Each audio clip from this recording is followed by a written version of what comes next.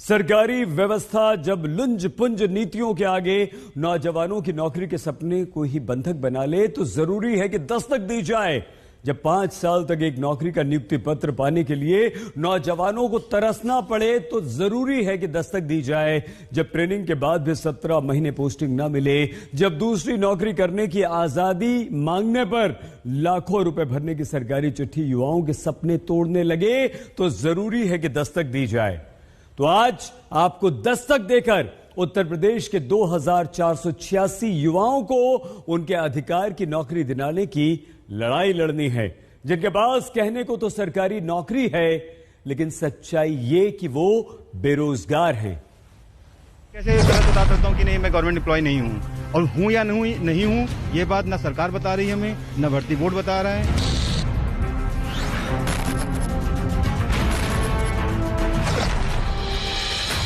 एक एक पैसा जोड़ जोड़ के पढ़ाया, खेत में काम कर एक एक पैसा जोड़ी, न खा सका न पहन सका, बच्चे पढ़ाया।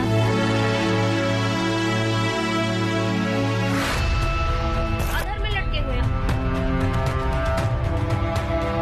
सैलरी मिलती नहीं है। इस बात के ना ही हम कांस्टेबल बन पा रहे हैं, ना ही हम दरोगा बन पा रहे हैं। अब कुछ देर इस कहानी को ये समझकर मत देखिएगा कि ये कौन लोग हैं। ये मत सोचिएगा कि आप इन्हें नहीं जानते। ये भी मत मन में लाइएगा कि इससे आपको क्या फर्क पड़ता है।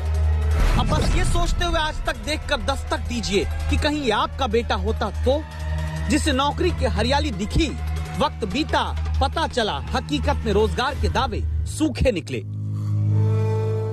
बस ये सोचते हुए आज तक देखते हुए दस्तक दीजिए कि कहीं ये आपकी बेटी होती तो, जिसके दरोगा बनने पर आपने मन भर लड्डू मोहल्ले भर में बंटवा दिए होते, लेकिन हकीकत में जैसे ये वर्दी हवा में टंगी है, वैसे ही बेटी का पक्की नियुक्ति के साथ पोस्टिंग पाने का सपना अधर में लटका। कहानी शुरू होती है 5 साल पहले से। 2016 में हजारों नौजवानों ने उत्तर प्रदेश में सब इंस्पेक्टर भर्ती के लिए आवेदन किया। जुलाई 2017 में लिखित परीक्षा हुई, पर्चा लीक हो गया, परीक्षा रद्द हो गई। 5 महीने बाद दिसंबर 2017 में दोबारा लिखित परीक्षा कराई गई। 28 फरवरी 2019 में जाकर रिजल्ट आया। परिणाम पर सवाल उठाते कुछ नौजवान हाई कोर्ट चले गए। हाई कोर्ट नए सिरे से रिजल्ट तैयार करने को कहता है। सरकार हाई कोर्ट के फैसले के खिलाफ सुप्रीम कोर्ट चली जाती है। इस बीच जून 2019 से जून 2020 तक चयनित 2486 युवाओं की सब इंस्पेक्टर के लिए पुलिस ट्रेनिंग होती है। जून 2020 में ही सुप्रीम कोर्ट चयनित दरोगा की पासिंग आउट परेड पर रोक लगा देता है और फरवरी 2021 से सुप्रीम कोर्ट में युवाओं को नियुक्ति देने का मसला ऑर्डर के तौर पर सुरक्षित रखा हुआ है। बस तभी से उत्तर प्रदेश के हजारों नौजवानों के माथे पर चयन करके दरोगा की जगह रोजगार के लिए तरसाने वाली बेरोजगारी आ गई। जिस दिन पासिंग आउट परेड होनी थी उसके 2 दिन पहले बताया जाता है कि आपका जो भर्ती का मुद्दा है ये सुप्रीम कोर्ट में चैलेंज है। इसकी वजह से आप लोगों को अभी वहां से कोई भी अंतिम परिणाम नहीं आया है, इसलिए आपको घर भेजा जाता है। अच्छा जी, तब से हमें हमारा ये 29 जून 2020 को हम लोगों को घर भेज दिया जाता है। घर जहां 2 वर्दियां टंगी हैं, एक सीआईएसएफ में एएसआई की, दूसरी उत्तर प्रदेश पुलिस में सब इंस्पेक्टर की।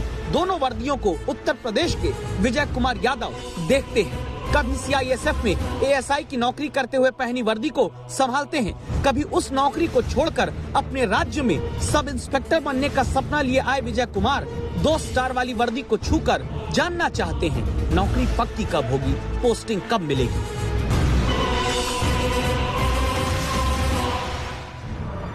अपने घर से दूर 1 स्टार एएसआई की नौकरी छोड़कर विजय कुमार अपने राज्य उत्तर प्रदेश में 2 स्टार वाला सब इंस्पेक्टर बनने आए, लेकिन बेरोजगार बनाने वाली कुव्यवस्था ने इनके सारे अरमानों के सितारों को कुनीतियों की अमावस्या से ढक दिया। सिर्फ ऑर्डर ना आने की वजह से हम लोग लटके पड़े हुए हैं। ऑर्डर आ जाए हमारी 2 दिन बाद नियुक्ति हो जाएगी।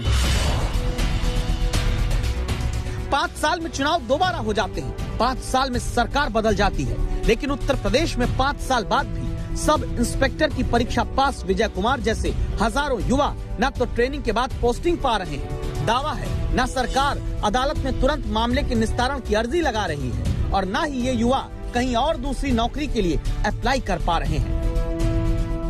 काबिलियत भी है कि हम दूसरी नौकरी भी पा सकते हैं, क्योंकि हम इससे पहले भी 2-3 नौकरी पाए हैं। हम निकाल सकते हैं, कोई भी एग्जाम निकाल सकते हैं, लेकिन समस्या ये है कि हम कोई भी फॉर्म अप्लाई करते हैं तो उसमें हमसे पूछा जाता है कि आप गवर्नमेंट एम्प्लॉय हैं या नहीं है। मैं तो 4 साल पहले से गवर्नमेंट एम्प्लॉय हूँ, लेकिन अब मैं हूँ या नहीं हूँ ये किसे नहीं पता है। इसके संबंध में भर्ती बोर्ड से एनओसी, जो हमारा भर्ती बोर्ड है जहाँ से हम लोगों की ज्वाइनिंग कराई जाती है, वहाँ से पता किया गया है एनओसी के लिए कि हमें एनओसी दीजिए कि हम दूसरी जॉब के लिए भी जा सकते हैं। तो वहाँ से कहना है कि आप ट्रेनिंग कॉस्ट जमा कर दीजिए, आपको एनओसी दे देंगे। कितना रकम मांग रहे हैं ये लोग ट्रेनिंग कॉस्ट का? कितना जमा करके फिर आप दूसरी नौकरी पाने के लिए अप्लाई करेंगे? जी, कम से ट्रेनिंग कॉस्ट आती है 4,80,000 रुपये लगभग। मतलब सरकारी कब्जे में अब हजारों नौजवानों की नौकरी है, जहां न पक्की नौकरी दी जा रही है न दूसरी नौकरी करने की आजादी। मानो कहा जा रहा हो कि तुम्हारी नौकरी हमारे कब्जे में है, तुम्हें न नौकरी देंगे न नौकरी करने देंगे। क्योंकि मामला अदालत में लटके होने की बात कहकर यूपी पुलिस भर्ती बोर्ड दरोगा की ट्रेनिंग ले चुके नौजवानों की पोस्टिंग नहीं देता। जब यही नौजवान दूसरी नौकरी के लिए विभाग से एनओसी मांगते हैं तो कहा जाता है कि 382 दिन की ट्रेनिंग का 4,75,208 रुपए भरो तो एनओसी मिलेगी। जिस माँ ने कर्ज लेकर आधा पेट खाकर खेत में काम करके अपने बच्चे को पढ़ाया, अब वो परिवार 4.25 लाख रुपए देकर कैसे सरकारी कुनीतियों के कब्जे से बच्चे की फंसी नौकरी छुड़वाए। पैसा जोड़ जोड़ के पढ़ाया, खेत में काम कर एक पैसा जोड़ न खा सका न पहन सका। बच्चे को पढ़ाया कि हमारा बच्चा इंस्पेक्टर हो गया। अब देखो बैठे कुछ घर में कोई नहीं तो पैसा कहाँ से करे। प्रदेश पुलिस में सब इंस्पेक्टर बनने का सपना कैसे भविष्य के साथ खिलवाड़ हो गया। उत्तर प्रदेश में तमाम ऐसे नौजवान अब बेरोजगारी से जूझ रहे हैं। सब इंस्पेक्टर की नौकरी कोर्ट में फंस गई है। दूसरी नौकरी पर जाने के लिए भर्ती बोर्ड से एनओसी लेनी है, लेकिन भर्ती बोर्ड लाखों रुपया मांग रहा है। ये दर्द उत्तर प्रदेश पुलिस में सब इंस्पेक्टर की ट्रेनिंग करने के बाद भी बेरोजगार घूम रहे युवाओं की है। तभी तो ये वर्दी सिर्फ रखी नहीं है, यहाँ पर युवा के अरमान नौकरी के धरे पड़े हैं। ये सपने हैं प्रियंका चतुर्वेदी के।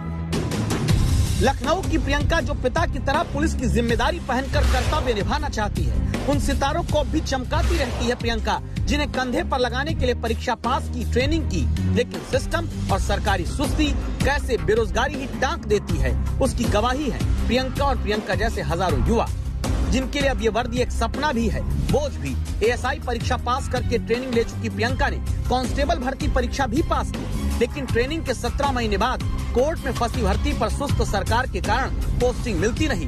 कांस्टेबल की नौकरी करना चाहती हैं तो एनओसी के नाम पर लाखों रुपए मांगे जाते हैं। 18 महीने से घर पे ही हैं, ठीक है। तो अब क्या होता है कि अब हम चाहते हैं कि हम लौट के कांस्टेबल ज्वाइन कर लें, पर मैंने कुछ टाइम वेट किया क्योंकि हमारा जो ऑर्डर है वो सुप्रीम कोर्ट में रिजर्व है, तो मैंने वेट किया उसका। अब क्या है कि अगर हम अपनी कांस्टेबल की नौकरी को ज्वाइन करने के लिए जाते हैं तो मुझे एनओसी भरनी पड़ती है। एनओसी मीन्स मुझे पेनाल्टी भरनी पड़ेगी यहाँ से वहां स्विच करने के लिए। अगर आप एक जॉब को स्विच कर रहे हो तो आपको पेनाल्टी भरनी पड़ेगी। तो वो मुझे कितनी पेनाल्टी आपसे मांगी जा रही है? एनओसी के लिए कितनी मांगी जा रही है? और एनओसी के लिए 5 लाख। ऐसे हजारों युवाओं की नौकरी कब तक बंधक रहेगी? यूपी पुलिस भर्ती एवं प्रोन्नति बोर्ड के अध्यक्ष से आज तक संवाददाता संतोष कुमार ने पूछा। हमने उत्तर प्रदेश पुलिस भर्ती व प्रोन्नति बोर्ड के अध्यक्ष से विजय कुमार यादव, प्रियंका चतुर्वेदी जैसे 2486 नौजवानों की समस्या पर सवाल किया तो उनका सीधे से कहना था कि मामला सुप्रीम कोर्ट में लंबित है, और रही बात एनओसी की तो वो ट्रेन जरूर किए गए हैं, लेकिन अभी तक उत्तर प्रदेश पुलिस का हिस्सा है ही नहीं। ये अलग बात है कि भर्ती बोर्ड की तरफ से ऐसे नौजवानों को लगातार जब वो एनओसी मांगते हैं तो उनसे 4,80,000 के लगभग जमा करने का नोटिस भी दिया जाता है।